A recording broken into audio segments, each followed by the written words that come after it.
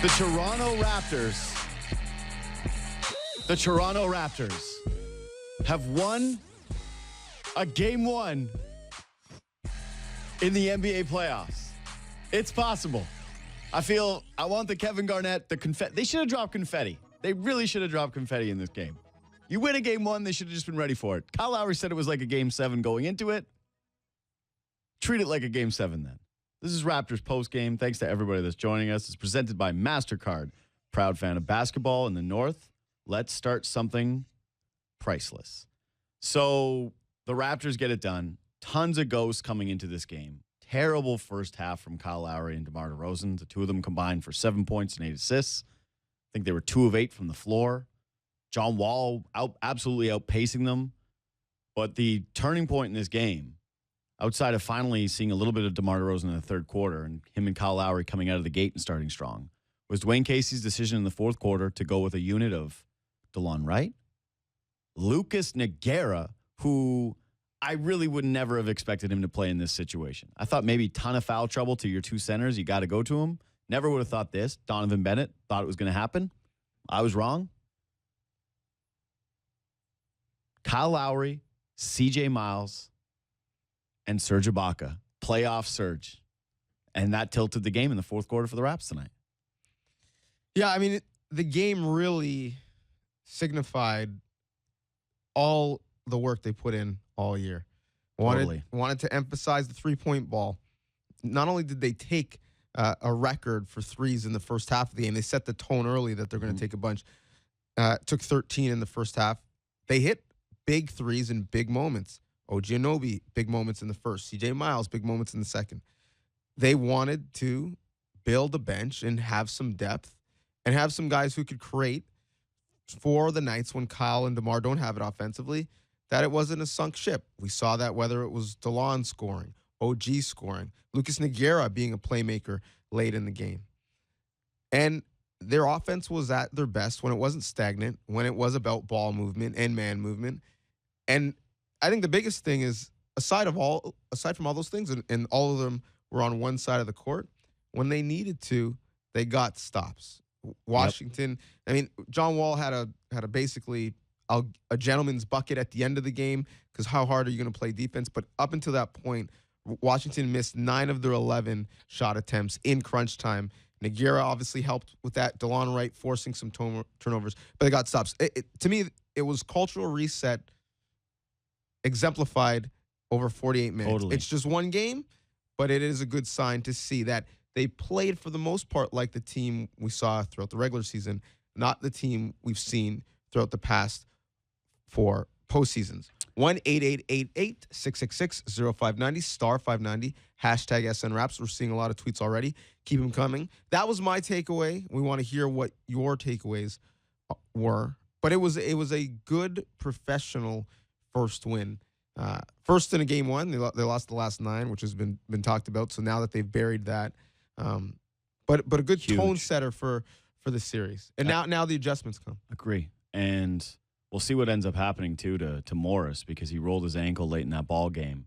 And we've already discussed on the Free Association podcast how instrumental he and Gortat are going to be for that team, considering the lack of depth that they have in their front court. Like they need those guys. They lose him, it's going to be, honestly, I think it's curtains for the Wizards. Two teams that I think are very equal when it comes to the front end talent, right? We were debating and discussing whether or not you'd like to have Kyle Lowry, DeMar DeRozan, and Serge Ibaka, or Otto Porter, John Wall, and Bradley Beal. And in the first half of that game, I think that the stars of the Wizards made a pretty good case that they were the better guys to have. But this is, again, you nailed it. You said it perfectly. This was such a great game for the cultural reset, and they didn't go away from it, which was depth, defense, and three-point shooting. And they continued to trust each other. There was that ball movement. We've mentioned it many, many times. When Damari Carroll left town, he took shots at Kyle Lowry and DeMar DeRozan about not trusting other players. Kyle Lowry had 9 assists tonight. How many shots did he take? It wasn't very many. He was pretty passive. 9 shots tonight for Kyle Lowry. I didn't feel like Kyle Lowry had a bad basketball game. I actually thought he played great. And when the Raptors changed that game, he was the general, moving the ball and getting wide open shots for the likes of CJ Miles, who hit his shots after opening the game 0 of 2 and starting to give the fan base heart palpitations. CJ Miles ends up 4-7 from deep. The three-point shooting, a massive addition. Pascal Siakam knocks down an open three-point shot. Lucas Nogueira is moving the basketball. I just agree with you. It was a perfect example of the cultural reset and about how the depth can matter for this Raptors team. And for Coach Casey, someone who took some criticism from guys like us included about the way that he handled his final game of the regular season. No Fred VanVleet tonight, out with a shoulder injury. The one thing that we've continued to say over and over again is that he has a masterful handle on which players to play at which times. And more times than not, he continues to find different closing lineups that work. And he did it again tonight because that lineup, I'd be curious to see what the lineup data is on Lucas Nogueira, CJ Miles, Delon Wright, Kyle Lowry, and Serge Ibaka. I'm guessing it's not going to be very much. But it worked. And it worked in terms of they held the Warriors for that 4-minute span without getting a bucket, put them in a hole, frustrated them, took away a little bit of the pick and roll that was gashing the Raptors for earlier in that second half. Completely took it. Again, we're going to get to some of your tweets. We're going to get to some of your phone calls. We appreciate everyone doing it. But let's start by talking about our number one players of the night, because I think it's maybe you think it's differently than I do, but I thought that the Raptors, the biggest X factor for them tonight was Delon Wright. Yeah, we talked about the difference between these two teams because they both have high-end stars. They both have all-star backcourts, but the Raptors can, on any given night, have 1, 2, 3 guys come off the bench and be an other, as Shaquille O'Neal would see. Mm-hmm. Be a guy who you don't expect to really impact the game in a big way, but you're looking at their stat line, and you're looking at some of the splash plays they make, and like, wow, they left their imprint on that game. I mean, Delon Wright is the most glowing example, but you've got options, whether it's a secondary starter like Serge Ibaka, who gives you 23 and 12. Incredible game for him. Whether it's OG Anunoby, who, shot the 3-ball well to end the year, but let's be honest, wasn't a strength in college or as a pro, who hit, 2 of his 4 threes and gives you 12 points, or was it guys off the bench like Lucas Nogueira, who in 9 minutes was +8 and changed the tenor of the game, especially on the defensive end, and actually made some really smart passes to set up big baskets. Or it was Delon Wright, who on both ends left his imprint on the game. And as good as John Wall was in the first half on OG and Anunoby, and OG did an admirable job, John Wall wasn't doing much in the second half, and that's because he saw a lot of Delon Wright. Yeah, Delon Wright was excellent tonight. And this was something I thought was going to happen coming in. We saw in the first half Dwayne Casey rolled out Delon Wright as the quote-unquote 3 with the starters, and it didn't really work out. Stuck with them, ended up leaving Delon in that game. Guy's got a great handle. He can get to the basket, which he did multiple times, and confidently did he go at the basket a few times. I really thought, we'll talk more about DeRozan later and his offensive game anyways, but I thought Delon Wright played with a lot of confidence. Like, he wasn't afraid attacking defenders and getting to the basket and initiating the offense. In fact, there was many times where Lowry or DeRozan were skipping it over to him late in the shot clock, and he was kind of the guy that was diving into the Washington defenders. Passed the ball extremely well. I think he didn't end up with a ton of assists. He had 4, I believe. But the scoring, he and Serge Ibaka combining for 6 of 8 from the three-point line. Just absolutely massive game from Delon Wright. And you're right. I thought the biggest thing for Delon going into the series was how he was going to impact the game on the defensive end. And I've always mentioned, once a game, he will deceive you with his length, and he will strip a steal, and it will go the other way. You got that tonight, but ultimately slowing down John Wall. He's a guy who can play Wall, he can play Beal, he can give you a couple of minutes against Otto Porter. There's just a whole bunch of different guys Delon Wright can defend in this series. And for slowing down a team that's going to be so good in the pick and roll, you're going to need him to play heavy minutes. And you didn't have Fred VanVleet tonight. I think he would have been a big part of this. But I am curious to see if Delon starts eating up more of his minutes late in crunch time, if he continues to play this way, because his length just gives you another dynamic that you don't have. And if he's shooting the basketball that well, I don't really see too much justification for Fred over top of him. Yeah, the other guy who shot it real well tonight, and I think is the other that had an imprint on the game, would be CJ Miles. Guy who struggled from 3 for the most part of the year, especially to end the year. finished at 36%, which a lot of people would love to shoot 36%. But for a guy who your sole job is to shoot the three-point shot, he would be the first to say he'd want that percentage to be higher. Comes in tonight, 4 of 8 from the floor. That's 50%. 4 of 7 from 3. And a lot of those threes were heat check, deep threes, or threes where it was at the end of a late shot clock situation where he was bailing out some of his teammates. He was really, really hot. And I think why he's could be such a big piece, it's just one game, but it's a good sign that the guy that they spent money on in the offseason actually came to fruition in the playoffs, because he was someone who, I mean, you wouldn't have been totally upset if he was out of the rotation. That's how bad he had played at times. Mm-hmm. I think his real value is when he's hitting some of those dagger threes, the entire energy in the building changes. Mm-hmm. And it's 3 points, but it's more than 3 points. And I think we saw that tonight. And you were, because of that, because of the energy that he gave the team, and he was actually holding his own on defense, and that would be the concern with him. You were surprised that KC went to DeMar late and took CJ out of the game. But in a series where the other team is going to shoot a high percentage from 3, it's good that CJ was able to balance the scales a little bit, and the team knocked down 16 for the ball. Yeah, even trailing in the first half, the one real positive was the Raptors were shooting 43% from 3. And the sequence I loved the most from CJ Miles was actually he came out after starting 0 for 2 and started the second quarter, didn't slow down whatsoever, gunned up a couple of extra threes, nailed his next 2, and actually had a beautiful stop when he got switched onto Bradley Beal late in the clock, forced him into a really difficult shot, which went front rim and the other way, and it started a really good sequence of play for the Raptors. I'm not really sure as to why Scott Brooks did that look at the beginning of the second where he tried to go bench on bench and sat all 3 of his best players.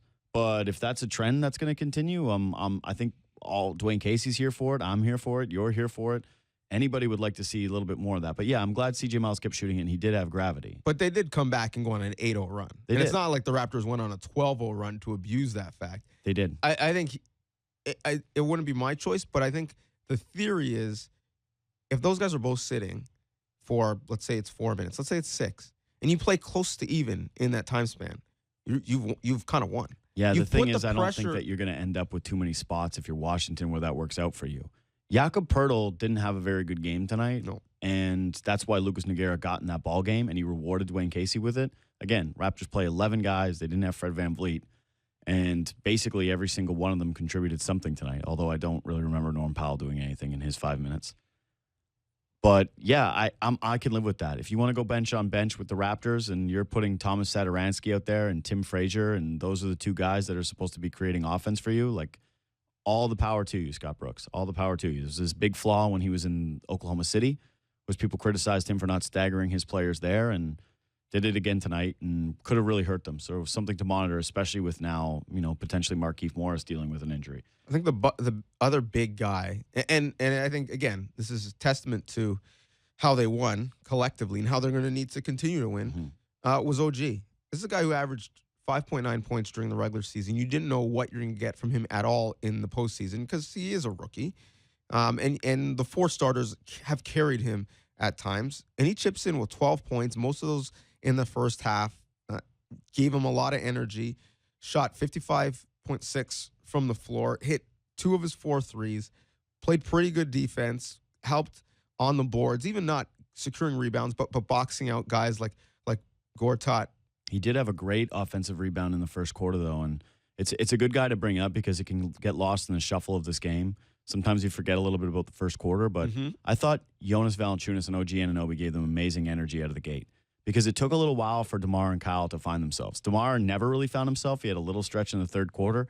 Kyle ended up settling in and had some big buckets late and moved the basketball and, again, played really, really good defense as well. He's on the floor for those 4 minutes of stops. Kyle was solid tonight and had that one at the rim with John Wall in transition where it looked like the Wizards were going to start making a late-game push and forced him into a really difficult shot. But the 2 of those guys couldn't get anything going on early in that game. And here's OG Anunoby stepping into a couple threes, nailing them, grabbing an offensive board, tucking it away. Here's Jonas Valanciunas, not afraid to shoot, not afraid to go at Gortat. They did get fortunate because I thought the Wizards got a really bad whistle getting Mahimi and Gortat both into foul trouble in the first quarter, so Valanciunas got a little bit extra room. I wonder if you're – I don't want to get into the negatives this early because I still want to talk about Serge Ibaka and stuff, but what concerns you the most out of this game? Because I would say there's a couple of things. One is that the Raptors, again, they really struggled to defend the Wizards in the pick and roll.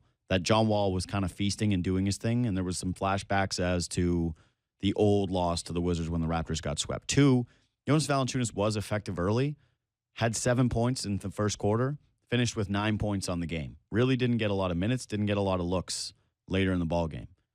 Or is it DeMar DeRozan, who finished, 6 of 17 from the floor and just looked uncomfortable for the entire game? And when the Raptors were at their best, he wasn't on the floor tonight. None of those things concern me. The only thing that concerns me was the 17 turnovers. Against a good offensive Should have had team, that one in there too. You couldn't continue to give them open looks. And actually, at times when you had it going offensively, you want to capitalize on that fact. The lack of ball security at times was really bothersome. Kyle, was as good as he played, probably the biggest culprit. He had a couple big turnovers when the Raptors looked like they may go on a run to put it away early. Ended up with 4 or 5 turnovers for the game, of 5 of their 17. I'm not worried about the shooting of DeMar and even the shooting of Kyle. And let's be honest, if the result... You're not worried a little bit about the way that DeMar DeRozan looked in that game? He never looked like... There was... Even when DeMar DeRozan got his offense going, it was off of a couple three-point shots when guys went under screens on him. And I don't know if you believe that to be sustainable, but there was one sequence in that ball game where he got an isolation with Marcin Gortat, and after a few dribbles, despite no help coming, moved the basketball. And then the very next trip came down after the Raptors were establishing a ton of success, moving the basketball and shooting threes and letting other guys get touches, came right down and into 2 players, pulled up for a long 2 and absolutely bricked one. He didn't look very good, man. Like, there's no sugarcoating what he did tonight. He was not good, and he didn't look comfortable, and he wasn't getting to the line. He wasn't doing DeMar DeRozan things. He didn't look comfortable in isolation. He was skipping the basketball early in some touches at points, and every time his offense seemed completely out of rhythm. Like, I don't know how you couldn't be concerned with that, considering this is a player who has a really bad track record in the postseason. Like, what did you think was positive from his game? Why wouldn't you be worried? Well, I'm not worried because, one, it was clear early that they wanted to take the ball out of his hands, that they were trapping him, that they wanted someone else to beat them, which is why OG was wide open for 3 often. Mm-hmm. And he continued to move the basketball, ended up with 6 assists, 1 above his average. So, again, this was part of why the cultural reset was building in escape valves for, if that is the case, other guys can alleviate some of that pressure. Do you think that the Raptors can go deep in the postseason if DeMar DeRozan plays like he did tonight? I mean, I think he's going to have to average more than 17 points. But if the alternative is him being stubborn and dribbling into double teams and turning over the ball or taking but I'm not advocating for that. When DeMar DeRozan is playing well, it doesn't necessarily, like, he's not a player that relies on passing first. He's a player that relies on scoring first. Sure, but if early in the shot clock, it's you're being trapped, what do you do? Move it. But there were multiple times in this game where that wasn't the case. There were multiple times in this game where he was playing one-on-one and he decided not to try to get to the basket, or when he did get to the basket, it wasn't very effective. He was taking some bad shots. And again, a moment where he passes in a big moment in the fourth quarter when he's got Marcin Gortat on him, a player he should absolutely abuse, either get a foul call on or finish against, be able to at least create an open step back from 12, 14 feet, which is his bread and butter. Doesn't end up taking it. Like you would admit the point that is that possession ended in a bucket, though. Like, he was +6 for the game. It's not like he was carrying the team down. And I actually was more impressed by his effort defensively, which is something that I was concerned about going into this series, considering the guys he was going to have to guard. And we look at the fact that Beal had 19 points, Porter Jr. had 9, and Oubre Jr. had 3. I think DeMar's not totally that equation, but he's certainly part of it because he played big minutes. But you've seen DeMar DeRozan play a ton. Like, you don't need to make excuses for him. Like, you can't sit here and tell me that he played well tonight. I'm not making excuses for him. Am I related to him? I don't care. I know, but that's what I'm saying. You asked me my opinion. And you thought he was okay tonight. I'm not. You asked me if I was worried about DeMar DeRozan, and I'm not. Okay. I thought he looked very uncomfortable, and he was the guy where if there was any jitters, that he looked like the most jittery player. Like, he looked the guy that least looked like his regular season self. Like, most of these guys, I thought, yeah, that looks like JV. OG Anunoby showed no ghosts. Kyle Lowry eventually settled into a pretty like normal Kyle Lowry performance in my eyes. See, we just read it differently because I think he was under control. Because I think if he had jitters, he wouldn't have taken 5 3-point shots. Like, that's when he's not comfortable, is when he's passing up open 3-point shots. The fact that he was shooting his shot, I thought was a positive sign. Shots. That's my point. Yeah. If he had jitters, he's not comfortable shooting threes, right? See, I think he was just searching. He was searching for something in that game because he couldn't contribute any other way. Like, 6 of his points coming from 3. I don't think that's too consistent from DeMar. And just like, again, the shot chart for him this game, not at the basket, was a little bit surprising to me. I think that if the Raptors hope to go deep, the bench, the depth is going to be huge for them. The defense is going to be huge for them. They're always going to rely on, as you say, the others. A guy like Delon Wright stepping in, a guy like Serge Ibaka elevating his game, who we've yet to talk about, and some others like a random wild card each night, like a Lucas Nogueira. But if DeMar DeRozan's giving you that from the floor again, that to me is the same old playoff DeMar. 6 of 17, only four free throw attempts, 17 points, and the 6 assists when the Raptors, what'd they shoot from 3 in this game? 53%? Like, that's what your assist totals are based off of. Not like he was making incredible plays tonight. He had one that I thought was really nice where he opened one up for Serge Ibaka in the second quarter where he drove at the basket, or it was in the third. Drove at the basket, kicked out to Serge, wide open look. That's the type of creation I want to see from DeMar DeRozan. But I didn't view him as a creator tonight. And I think that he's still got to figure out, looking at that series, how he's going to establish himself and force the defenses to adjust to him, because so far their first look at him has been working out. Well, he didn't get the assist by accident. Like, there was one guy on the team who had more assists than him. That was Kyle. And there's 2 guys in the game who had more assists, and they were both point guards. Well, like, he did move the ball, and it equaled points. Like, isn't that creating for others? But what my point is that the Raptors were nailing a bunch of shots, and that DeRozan was not moving. Normally when he's like getting those good assists, it comes from him scoring and from teams all of a sudden coming to him and him getting to the basket and looking comfortable. He didn't look comfortable tonight. I thought he was moving the basketball early. We've seen a few of those games down the stretch. He's even had to defend himself by saying that he was being passive because he can score whenever he wanted. And tonight it didn't look like that. It didn't look like DeMar DeRozan could score whenever he wanted. And if that was a close basketball game, I didn't feel comfortable going shot for shot DeMar DeRozan as your team's best offensive player, which he's supposed to be. I agree that if they're going to win, they need him to score more than 17 points, and they're going to need Kyle to score more than 11. Yeah. But I'm not concerned with the way either of them played tonight. So let's talk about Serge Ibaka, because he was playing amazing in his games leading up to the Heat game. Said in his final 8 games, he shot 56% from the floor, 50% from 3. He was getting 2 blocks a game. He was getting 7 rebounds. He's averaging 15 points. And the rest seems to have continued to do him well as he plays solid again on both ends of the floor. Was the Raptors' leading scorer with 23 points. Had 2 blocks, 12 rebounds, and 8 of 11 from the floor, 3 of 4 from 3, and knocked down all of his free throws. Playoff Baka. Playoff Ibaka, indeed. If you get that from Serge, if you're getting that version of Serge Ibaka, I think you're in pretty damn good shape. Yeah, and to his credit, mind you, what was he going to say? But to his credit, he said all year, whether he was playing well or whether he was struggling, I'll be ready in the playoffs. And people said, okay, you weren't all that ready a year ago, as good as you were after the trade deadline when the Raptors made the acquisition and he really changed the face of their defense along with PJ Tucker. He wasn't that impactful in the playoffs. But he said this year, don't ask me about my regular season. I'll be ready in the playoffs. And again, it's one game. It's 48 minutes. You need 15 more wins to secure a championship.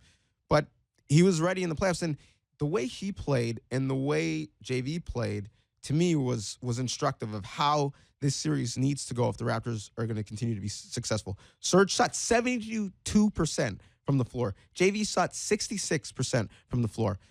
As Shaq, again, would say, we're quoting Shaquille O'Neal all night tonight, that's barbecue chicken down there. So, again, I guess if you're looking at things as what's most sustainable in this series and what you think is going to be a large impact, I would say that for me, Serge Ibaka and Delon Wright, those two things are sustainable. That maybe you're not going to get, 6 of 8 from 3 from the two of those guys, but that the defense that they gave you, I think, is sustainable. The offensive creation, at least, again, I've always said when Serge Ibaka has his feet set and he's open, he's a deadly player. He can really hurt you.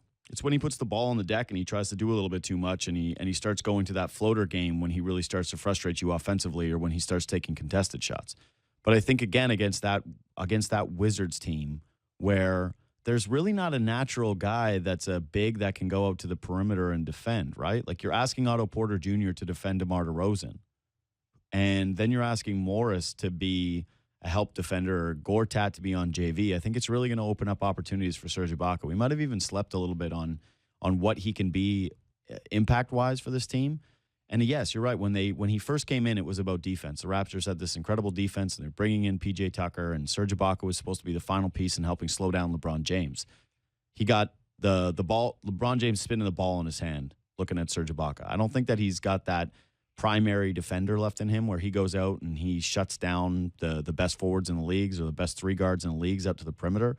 But when you can put him in a series like this one in Washington, where he can float around a little bit, and he just has to basically keep an eye on Markieff Morris, but not necessarily be terrified that he's going to be coming at him from the perimeter constantly and burn him out all game. I think that bodes really well for Serge.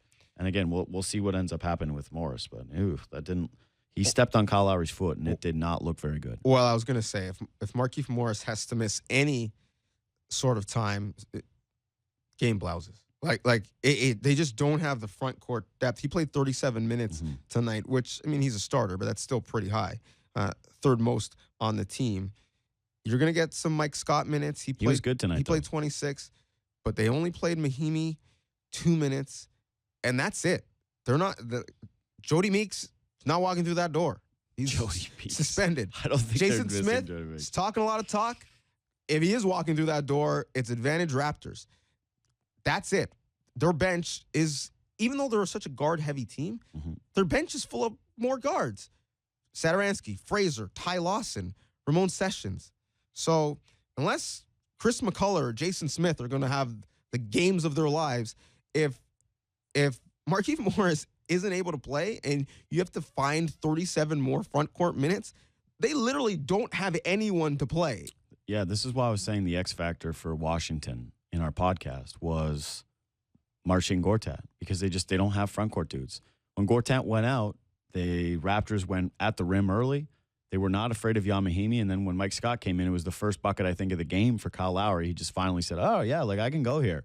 I'm not afraid of Mike Scott. Mike Scott gives you some floor spacing. He can knock down an open shot. He's been a good shooter all season long. But, yeah, defensively, it leaves a real problem for Washington, and especially if the Raptors decide to stay big and pound it in, and it gives confidence to guys like Lowry and DeRozan, who historically have not been great in the playoffs, but it gives them avenues and it gives them space and down low. How big do you think winning game 1 was for the psyche of this team? Like when you were coming in, we were sitting down, because it was a conversation that everyone was having, is that the Raptors were going to lose game 1. And I said to you during the game, and you, myself, and Papa, our producer, were all just kind of sitting there, and it's weird how it felt so similar to Raptors game 1s of the past. Like it reminded me of being in the building for the Pacers game 1, where JV was playing really well and nobody else could kind of get things going, and you make a little push and the game's still close in the fourth quarter, but then down the stretch the other team ends up taking it and the Raptors lose game 1. And I really do think that DeMar DeRozan looked like he had some stuff in his head this game that he didn't shake out. Kyle Lowry addressed it as a game 7 going in. The team clearly valued it as super important. And had they lost that game, we all would have, I don't think I would have changed my opinion as to whether the Raptors would win the series or not, but I did think it was really big. I do think that this lets them settle in and really focus on, getting game 2 and leading into Washington with a sizable advantage. Yeah, I mean, the game 1 is part of the conversation. Let us know if you think it was big. 1-888-666-0590, *590, #SNRaps. I think I do and I don't. And I know that's hedging and is on the fence, but here's why. The people talk about the fact that, oh my goodness, you've lost 7 game ones during this group and the franchise has lost 9. The reason why they were able to lose 7 in 4 years is because they ended up figuring out a way to win the series, continuing to advance. We both thought they would win in 5. You're going to drop a game once. The Raptors are one of the best road teams in the league. Do I think they could go to Washington and win 2 games? Sure. So if they would have lost tonight, I don't think that it meant series done, it's the end of the world. I do think it was big solely because of the way this series is scheduled. Play Saturday at 5:30. If you had to listen and talk about and answer questions about losing another game 1, and this is the same old Raptors, and here we go again, until Tuesday at, I believe it is Tuesday, is it 7 or an 8 o'clock start on Tuesday? I can't remember. Anyways, if you had to wait virtually 3 days and talk about this entire thing, I think it just gets bigger and bigger and bigger. And DeMarre Carroll, one of the things that he said that didn't become a headline was the fact that this continued to be a thing. And as they advanced further and further in the playoffs, it was something that was stressed about more and more and more. And they actually didn't take confidence from the fact that they won despite game 1s, that it just became more of an ordeal. Now you've put a pin in that balloon, and we can just talk about the matchup and what should be a pretty entertaining series. Yeah, I agree with that. I actually hadn't even thought about that, the whole discussions of why don't you guys think you can do it in game 1, and having surly Kyle Lowry for sure at the podium, and Dwayne Casey and all of, again, now I guess if since you lost Fred VanVleet and it doesn't look long term, and that Miami Heat game was a playoff game, they played their game 1, quote unquote, some people were playing, and they lost the Heat. Maybe in hindsight that actually ended up working out. As long as, again, Fred VanVleet doesn't miss too much time. I don't think that you want to miss him for game 2. He's still a super important player. But it worked out for the Heat because they're quickly up 10 on Philly in the first quarter. This is very premature for me to be saying this, but I've been very much on the belief that Miami is going to give them one hell of a series. I think this is going to be really close. I'll say this about the game 1 thing. I think it was really big for their psyche heading into a potential series with the Cavs. And knowing, listen, God, we can get over this. We can get this done. This isn't a story. We don't have to hear about this if we get to round 2. Eric Smith, radio voice of the Raptors, sideline reporter for Sportsnet. He joins us now. Hey, Eric, what's up, man? Hey, guys. Hey, so we were just talking about what game 1 means and how much value you actually put the stock into the Raptors being able to get this one done and break that streak.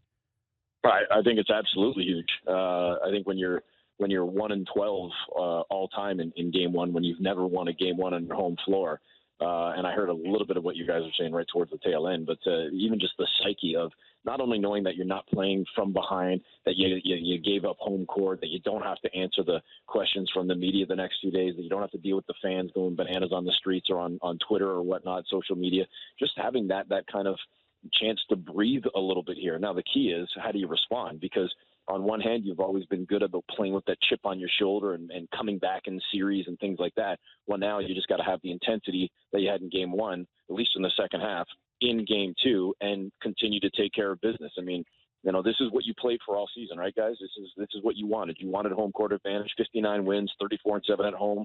A franchise best on the road in terms of victories as well. This is what it earned you. It earned you home court. So don't give it up now. And so far, you held serve by getting this first game. So I think it's absolutely big for Toronto to do this.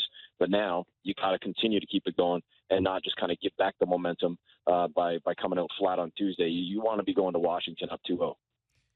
Talk to me about DeMar DeRozan. You saw him up close tonight. You were able to evaluate how he looked, how he felt, how he played. I won't lead the witness, but me and JD disagree on whether or not he was a bit composed or a bit jittery and wasn't really up for the big lights of the playoffs. Are you concerned at all with his line tonight? I'm not concerned with it, guys. I don't know which side of the argument or whose team I'm on.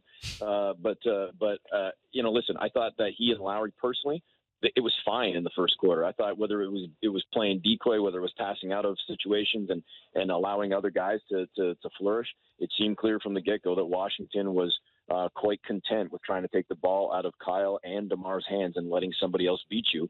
And so they were facilitating. They were not as aggressive perhaps with their offense, but they were moving the ball. If I'm not mistaken, off the top of my head, I believe Lowry himself had 4 assists in the first quarter alone. He finished the game with 9. But to their credit, and maybe to a little bit of luck as well, Anunoby suddenly gets going in the first quarter, and Jonas Valanciunas is going early, and Serge Ibaka is going early. So I didn't really have an issue with what I saw from DeRozan and Lowry in the first quarter. I thought they both struggled mightily, and their shot selection wasn't fantastic in the second quarter, but I would say both of the points I just made there applied to almost everybody on the team in the second quarter, as suddenly the defense that was so good the first 12 minutes went out the door in the second 12 minutes, and they were thanking their lucky stars to be only down by 4 going into the half. But then what happens? Third quarter rolls around. DeRozan comes out, has 5 points in the first 30, 40 seconds.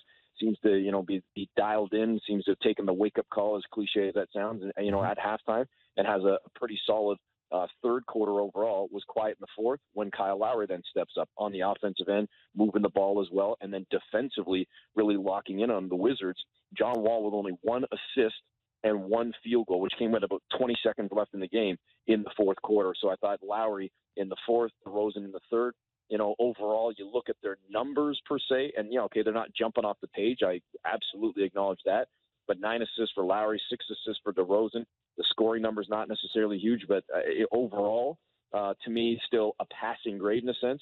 And the Raptors showing off their depth overall by what they did as a team, and not just the 1-2 punch of Kyle and DeMar. So again, you tell me now, whose team am I on? I didn't like DeRozan's game tonight. I thought that his offense in the third quarter, it was great that he hit those shots, but DeMar's game traditionally has not been hitting a couple of open threes or hitting threes when guys go under screens. If he's adding that in the postseason, and if he turns that into something a little bit more sustainable, that's great. But I thought that run in the third, he looked good and he looked comfortable. But the rest of the game, he didn't look comfortable to me. He didn't look like he was getting to his spots. And yes, he did finish with 6 assists, but the guys around him were all knocking down a ton of good shots. And from my memory anyways, and this is why it's always good to watch it the second time or go off of the stats, but there was really only the 1 assist that he had where I was like, that was great. That was really good offense for you, where he drove into the paint. I think it was in the second quarter, created a wide open shot for Serge Ibaka, which Serge ended up nailing, and the rest is history. But yeah, I just didn't think he looked like DeMar DeRozan tonight. And I thought there was a little sequence late in the game where he got an isolation with Marcin Gortat. And I thought, all right, here you go. You're either going to get to the line or you're going to end up scoring one of these little step backs. And he moved the basketball. And then the next trip down, it almost was like he regretted it. And he pulls up for this contested long 2, which is the thing that hurt him in the past, and it rimmed out. So I just think it was he could have done. It's hard to say he could have done a better job, but it just wasn't the player that we've been used to seeing, and it looked closer to the version that we've seen in the postseason in the past. Whereas with Kyle, I actually felt like Kyle adjusted to the game and seemed to fit in more, even though the box scores for the two of them, he ended up having less points. I thought Kyle's impact was still really solid, and if you look at the fourth quarter when they cemented things, it was with a lineup without DeMar DeRozan, and I think that was kind of telling. Well, JD, I want to jump in quickly here. Sure. DeMar's at the podium right now, so I want to go in just a couple of seconds here. The only thing I'd say in response to that is, I'm not necessarily going to disagree with you, but I think the one thing we've traditionally seen against DeMar, and this is where he clearly has to take the challenge, no doubt, which is a little bit to your point, I suppose, is when he's being guarded, by guys that are tough, that are long, that get into him, that make it physical. That's where we've seen traditionally that he has struggled, not just in the postseason, but in the regular season too. And I think that will be a challenge as the series goes on, is what can you do to try and, nullify or at least limit the effectiveness defensively of what Otto Porter's doing, about what Kelly Oubre's doing when they're throwing multiple bodies at you and you're seeing Morris coming on the double team and things like that, and it's getting physical. And to your point about other guys making shots, I hear you, but that's kind of a lot of the times playmaking isn't just making the fabulous play and setting a guy up wide open. You have to rely on your guys to make shots, and that is, I think, a key. If you want to just look at this big picture, a key for Game 2, and Scott Brooks just said it a couple months ago, you look down, both teams had 41 field goals. It was almost dead even in terms of the turnovers, or at least the very least the points off turnovers. The backcourt of DeRozan and Lowry only combined for 28, but in terms of the shooting, it was 10 of 26, and then it was 14 of 37 for Beal and Wall. There were a lot of similarities in this game, but the one that truly stood out, 16 of 30 from 3 for the Raptors, and only 8 of 21 for Washington. If the Raptors aren't burying shots forget about assists, forget about the points. It could be a much different game, too, if it's a similar script, because Washington was punch for punch with Toronto, but they were simply, as simplistic as it sounds, making shots. I want to let you run, but since you heard from Brooks, is there any update on Morris? There isn't one right now. Okay. No, he didn't have one. So, especially with 2 days in between, I don't even know if we find it by tomorrow. Okay. Hey, and Eric. I think I just missed DeMar, but I'm going to go listen to somebody else. Sorry for that, man. Thanks for joining us. Good, guys. Eric Smith, All right. radio voice of the Raptors, sidelines for Sportsnet, at Eric _Smith. So DeMar gets a podium game still, even though he didn't have a great night. Yeah. He's probably up on the podium. They usually do the double player at once, right? And I think he and Kyle still get the double podium. I mean, give Delon a podium game. Give OG a podium game. Give Serge a podium game. I would have loved to see Delon Wright, one of my favorite Raptors players of maybe all time, get a podium, but he's not. I don't know if he did get it or what the deal was. Maybe that wasn't even at the podium. Maybe that was just a different availability. Who knows what Eric was trying to do there. Quickly, on that note, the Wizards are a better three-point shooting team statistically over the season than the Toronto Raptors. They had the third best percentage. The Raptors, I believe, finished the season 17th, somewhere in that range. They're middle of the pack when it came to three-point percentage. Tonight they shot 53%, and the Wizards shot 38%. Do you look at those numbers and say that that's a bit of an issue? I mean, I think you should expect them to revert back to the mean, right? The water is going to level. But the best shot in the NBA, no matter from what distance, is an open shot. Mm-hmm. And if the Wizards are going to continue to trap both Lowry and DeRozan and force the ball out of their hands, and the Raptors are going to have to continue to make the right play, and that's going to equal people diving to the rim for dunks, which we saw from the bigs, or reversing it to the weak side for wide open threes, which we saw from OG and at times from Delon, and sometimes Delon made the extra pass for an even more open three. And we saw it from Serge as well. And I think what'll be interesting, and it's too bad we ran out of time with Eric, so I will ask you, the interesting thing about OG, because he's the new Luis Scola. He's going to start the game, he's going to start a second quarter, and then we're not going to see him again. At least that's what we expect. Mm-hmm. But to end the season now, the last 3 regular season games plus this game, he's 10 of 16 from 3. Mm-hmm. If he's knocking down that 3-point shot, now I think you look at him entirely different, and there's a real case that you should be playing him deep into at least to start the fourth quarter, if not in consideration to close games, because again, if he's going to make you pay for trapping those guys, and we know that he's going to help out on the boards and he's going to play good defense and he's going to make smart cuts from the 3-point line into the dunker position for baskets. I mean, as good as Delon played, I think OG tonight also made a statement that, hey, I deserve some high leverage minutes if he continues to shoot the ball from deep the way he has over the last week and a half. The one thing I really loved about that number, that 56%, obviously that the ball went in, because we're not used to seeing the Raptors hit their open 3-point shots in a playoff series. They did it. They did it tonight. Maybe it's not sustainable at 53% over the entire series, but the looks were clean all night long. I can't think of 1 3 off the top of my head where it was a really bad look. Can you? Like one time where you said, why are you shooting that? That's not your shot. You're not open. Even I think maybe Pascal Siakam forced one up. I remember there was a Kyle Lowry air ball at one point from 3 where he stepped into one, but overall, almost all of the looks were very clean. The Wizards did miss some open threes. I thought there was a couple of times that the Raptors got lucky, but I wasn't getting the sense in that ball game where, oh man, the Raptors are really getting lucky that the Wizards are missing all these open threes. Like there was a few of them, but it wasn't big. And that goes back to OG Anunoby here is I don't think you'll see him in crunch time, because I still think that the game plan would be to leave him open in the corner and force the Raptors to make that decision of, hey, are we going to force DeRozan into that double team? Or are we going to force Kyle Lowry into that double team? Or are we going to try to let Serge Ibaka create? It's a guy that doesn't have a handle, and he doesn't have that kind of secondary move, that secondary score.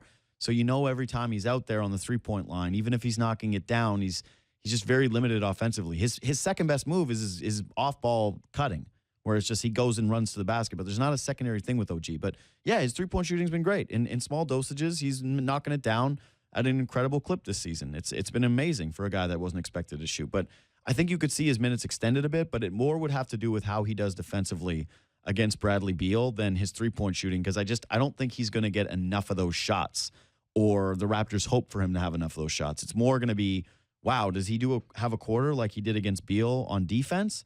Does he lock him up to 2 points in the quarter? Then yeah, you got to run OG back out there because his defense is good. Like, I think that's still his primary function. Yeah, and he saw extended minutes, not against Beal, but against Wall, and showed Wall some length. It's a tough cover, no question, but in 22 minutes, not like he didn't play much. He was a team-high plus 11. He really had an impact on the game. The interesting thing also for me about this series is we look at Washington and we say, oh, Otto Porter Jr. has given DeMar some troubles. And, Wall is a great athlete, has some chase down blocks. He's an intense guy. He can make some plays defensively. Beal's a pretty solid guy defensively. Gortat, at this point in his career, he's going to help you in screening offensively and good ISO defense. He looked pretty good tonight Gortat. Like, he Right. gives the Raptors fits. He's confident against them. So when we think about a bunch of different Wizards, we think about their attributes defensively, individually, but they're not a very good team defense. They gamble, they make bad decisions, and so you almost have to look at the approach against them antithetically or contrarian. Normally, you want to get a shot as early as possible, right? 7 seconds or less. The numbers show that the earlier in the shot clock you shoot, the better your percentages are. Against Washington, I almost feel like it's the opposite. The more you move the ball, the more you have secondary and third action, the better shot you're going to get. I think, again, when the Raptors struggled is because they were pulling up for 18-footers early in the shot clock. DeMar was a culprit. But when they moved the basketball 2-3 times, reversed it, skipped it, they got easy shots. And as good as Washington is individually defensively, I think they can be exploited, and they were tonight. One of my favorite plays in the entire game was in the fourth quarter when the ball had moved around all the way around the perimeter, came back to Delon Wright in the corner. We all thought he was going to shoot it, and he made that one little extra pass to Serge Ibaka because we were all yelling, shoot! And then it ends up in Serge's hands, and he's wide open. There's not a guy around him by 100 feet. And Serge Ibaka drains it, and that was part of the Raptors' incredible run late in that game. So I agree with you. It did work out tonight. Both teams really moved the ball. The Wizards moved the ball as well, and they exposed some weaknesses on the Raptors' defense. But, yeah, I thought Toronto did a better job of recovering and ended up chasing guys off the three-point line. And as good as John Wall was, and don't get it twisted, John Wall was a real problem for the Raptors tonight. He was the worst player on both teams in terms of taking some bad shots tonight. What did he finish, 6 of 20? Somewhere around there. He had a very similar night. Yeah, 6 of 20. He had more points because he ended up getting to the free throw line a lot. But he took some bad decisions offensively and took some really bad shots, which I thought DeRozan took a few, and I know the numbers aren't that different, 6 of 17, 6 of 20, but a few of those shots I think really did make the difference for Toronto. Keep moving the basketball. Keep trusting the cultural reset because it's going to work for you. Sonny K tweets in, @LittleAristotle. Special mention to Bebe and kudos to Dwayne Casey for putting him in. It was a perfect game for the Raptors. Everything clicked. Again, don't know if it was a perfect game, but maybe a little close. Lucas Nogueira. Do you think that that's a thing they go back to in this series to try to help with the pick and roll earlier? Like, could he end up taking minutes from Jakob Poeltl and Jonas Valanciunas, or do you think that was a special case where we've seen it in the past? One of those two guys struggles. They don't trust JV defensively like they do Poeltl, but when Poeltl's just not giving them very, very much. And again, he had a very uncharacteristic play in this game where Poeltl caught the ball and had someone wide open for three for a kick out and decided to put it on the deck and had a turnover. We don't really see plays like that for Poeltl. He looked a little uncomfortable. But do you think that had more to do with him sustainably or moving forward, more to do with Poeltl having one bad game, or that Dwayne Casey really found something in terms of the way that Nogueira matches up with their bigs and specifically helps out with his length in the pick and roll? I think it's something that, listen, he's not going to play double-digit minutes, and he may not play high-leverage minutes again, but I think it's another option. And styles make fights, as we've talked about on the Free Association podcast. If you have a strength, you want to exploit it. And we weren't sure if Dwayne Casey was actually going to spend all of his center capital or if he was going to, in tough times, move a little bit down and play small. And not only did he play big, he continued to run big after big after big out there. They all were fresh. They all were energetic. They all hit the boards. They all got back in transition. And Lucas, when his number was called, give him credit, he was ready. He certainly helped in the pick and roll. He was a willing kind of diver to the rim offensively in the pick and roll, which again helped open up some of those 3-point shots. I thought again in his 9 minutes to be +8, he had a real impact on the game. Was his only stat, the +8. He did have an impact, but for a guy with that light of a box score, it's surprising how good he was playing, right? Because he have 1 rebound? Did he even have an assist? He had an assist. I feel like he has one. And he should have 1 rebound, assists. 1 assist, 1 point, and he's +8. But yes, I would agree with you that he had a really big impact in this ball game. Well, this is why you have to watch the games, Blog Boys. Yeah. Oh, get off that. Stop it. Just get off the Blog Boys thing. You and Kevin Durant. Watch weird the games. love for Kevin Durant. Yes, of course. It was a good game, and we enjoyed watching it. Again, Kevin Durant said Terry Rozier would start on almost any other team. Yeah. If you watch the games. Yeah. Kevin Durant. Again, this is Raptors postgame presented by MasterCard, proud fan of basketball in the North. Let's start something priceless. I'm JD Bunkis. He is Donnovan Bennett. Yes, good job by Lucas Nogueira tonight. I love him as an emergency valve that you can pull that lever whenever you need it. Maybe you've seen that there is something, but I think that he had the lane violation, which is your classic one Lucas Nogueira dumb thing of a game. Like he does do one dumb thing a game. It's a terrible call. And you could call that literally on average. And I do think that Marcin Gortat probably gives him a bit too much in terms of strength when it comes to the rebounding. I'm not sure if he can end up wiping the glass clean. Also, he gave Kyle Lowry some real false confidence with the length. You can tell Nog hasn't played a ton this season because he looked for him on one lob where he just launched it to the top of the stadium. And Nogueira, that's the first time I don't think I've ever seen him where a lob went that far over his head. Yeah, he's not Des Bryant. Yeah. He threw a 9-ball at Des the rim. Bryant. He's better than Des Bryant at catching lobs. There's no question. What's Des Bryant? 6'5"? Yeah. Yeah. Speaking of which, 2 seconds of football talk. You sad about Des Bryant being gone from the Cowboys? No, it was the right decision. Okay. That's all I need to know. A couple of other things from this game. John Wall and Bradley Beal, for what they did, let's put it this way. Who ends up having the better game in game 2? Is it Brad Beal and John, or is it DeMar DeRozan? Who has the better game? Yeah, because I thought both of them looked a little clunky tonight. Like Beal, 8 of 17 from the floor, 2 of 6 from 3. He was one of those guys that did miss some open 3-point shots. Didn't get a ton of assists, only had 4 of them, was a -10 on the ball game, got shut down by OG Anunoby lately. And I said for DeMar DeRozan, you thought that he was a little bit better than I suggested, but to me, didn't look very comfortable and didn't get to his spots, and was very fortunate that his teammates were knocking down open looks, because otherwise the narrative would be a little bit more on his shoulders. Like, who do you have more confidence bouncing back when it comes to the numbers that you saw? Because I'd say it's Beal, just based on the fact that he gets OG. Yeah, I mean, I'll say this. There is more of a need for Beal to bounce back for his team to succeed. That's true. Because if it's not for him and it's not for John Wall, as good as they are offensively, who's creating that offense, right? Like you set it up on a plate between those guys. Oubre Jr. wasn't great tonight. Porter looks more and more hurt every time you see him play. I think he has to be a volume scorer for them to compete, and he wasn't that tonight. Again, Morris, 22 points tonight, 11 rebounds, 6 assists. Dude better not be hurt for the Washington Wizards moving forward, because tonight I thought after Wall, he was their next best guy. He can defend multiple positions. He was solid. But yeah, you're looking at that Washington team, and this is, again, where if we're talking about depth mattering, the Wizards got one guy off the bench who had a ball game, and that was Mike Scott playing 27 minutes. Their starters basically play the rest of the game. You go through the Raptors, Pascal Siakam, 16 minutes. CJ Miles, 19 minutes. Jakob Poeltl, 15 minutes. Delon Wright, 25 minutes. Lucas Nogueira, the important 9 minutes that he gave you. So, I want to reiterate that depth is going to matter in this postseason. It's going to matter against no matter who the Raptors play. It certainly mattered tonight. And I think that a lot of Raptors fans have to be feeling a little bit more comfortable about where they're going over the next couple of days and their ability to move on against what is a talented Washington Wizards team. But the way that they got it done tonight, excellent game. Shooting, defense, depth. The Raptors, they played the type of basketball the game they wanted to.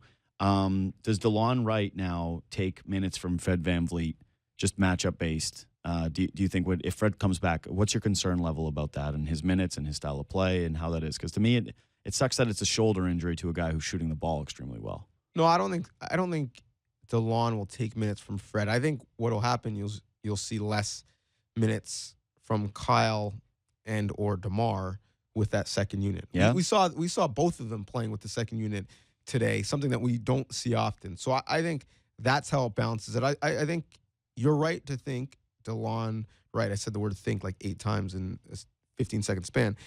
You're right to think that Delon is going to play a lot of minutes in this series because he fits. If we were doing a combine, the guy who would test the best is John Wall, and the guy who would test the second best is Delon Wright. Mm-hmm. And so there aren't really a lot of people in the league who can match up athletically with Wall. Westbrook, I suppose. But at that size, that's pretty much it. And DeLon would be in that class. And so, yeah, I think by necessity, he plays a lot in this series. And I think assuming the Raptors advance, all of this stuff is going to be matchup based. And this is the series for DeLon to show out. And he did tonight. But I do think Fred has a role to play. But I think we'll see even less DeMar and a little bit less Kyle with the second unit to get Fred his minutes. I just wondered watching that game, and I know I've been a Fred doubter in the past, so I'm probably the last guy who should do this.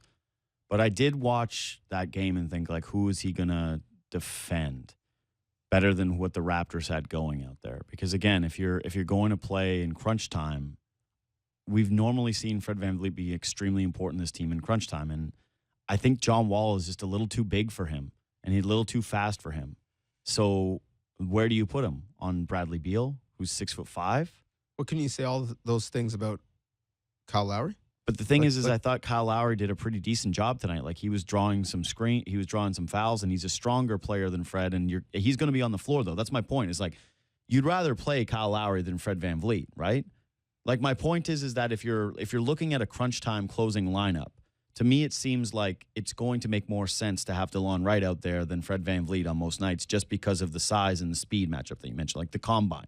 Like, you're going to have DeMar DeRozan. Dwayne Casey, if he's not leaving DeMar DeRozan on the bench in this game, when the Raptors made their entire push with him on the bench, he's not leaving him off the bench ever. Like, he's playing him in the final 6 minutes of a game. He's also playing Kyle Lowry in the final 6 minutes of the game. He's going to probably be playing Serge Ibaka in the final 6 minutes of the game. It's hard for me to believe that they're going to go with 4 guards, like 4 guards.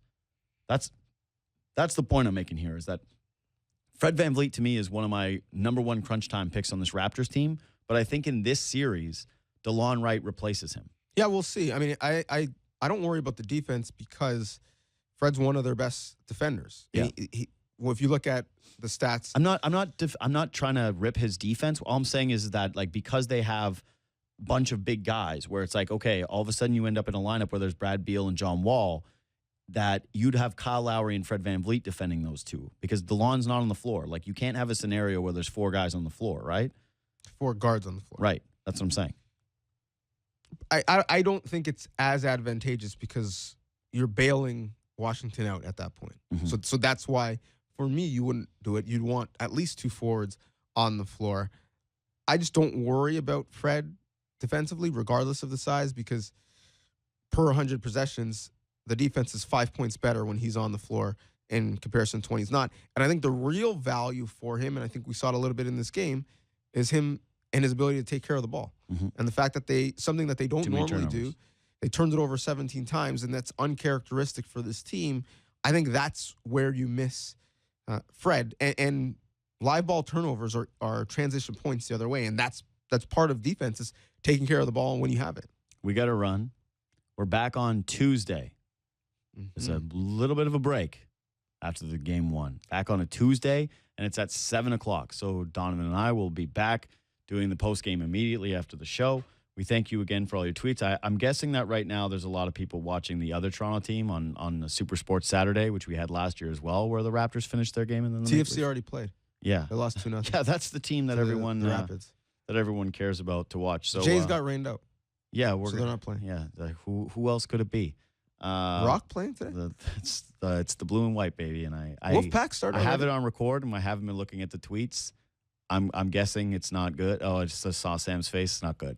Okay. Toronto Phantom playing today? Yeah. Well, oh my God, that's a throwback one. We'll be back on Tuesday. This was Raptors postgame presented by MasterCard. The Lynx I'm JD playing today. Bunkus. He's Donnovan Bennett. See you Tuesday.